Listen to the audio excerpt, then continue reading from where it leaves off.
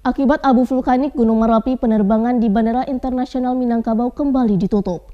Penutupan tersebut dilakukan dari jam 10 hingga jam 4 sore. Akibat penutupan tersebut, 29 penerbangan baik berangkat maupun kedatangan ke bandara tersebut terganggu. Penerbangan di Bandara Internasional Minangkabau, Sumatera Barat ditutup sementara. Penutupan dilakukan dari jam 10 hingga jam 4 sore. Penutupan bandara itu menurut Kepala Otoritas Bandara Wilayah 6 Megi Helmiadi disebabkan sebaran abu vulkanik Gunung Merapi.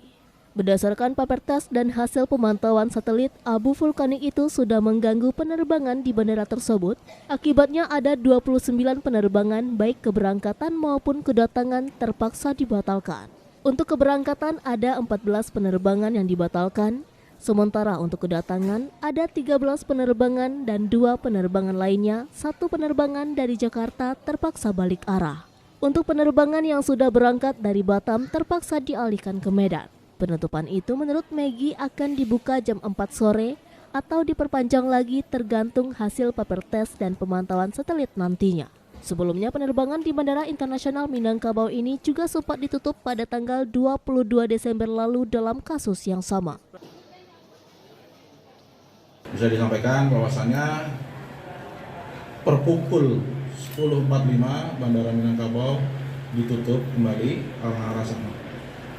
karena alasan sebaran abu vulkanik telah mencapai Bandara Minangkabau pada pukul 10.15 sehingga diputuskan pada pukul 10.45 WIB Bandara Minangkabau ditutup sampai dengan menurut notem nomor B0030-24 notem N bahwa penutupan bandara dilakukan sampai pukul 16. Namun perlu disampaikan bahwasannya dari pukul 10.45 sampai pukul 16 kami terus melakukan observasi lapangan. Jadi keputusan penutupan bandara ini setelah dilakukan observasi dari pukul 7.00 WIB. Dari Padang Pariaman, Sumatera Barat, Eka Gus Priadi, iNews melaporkan.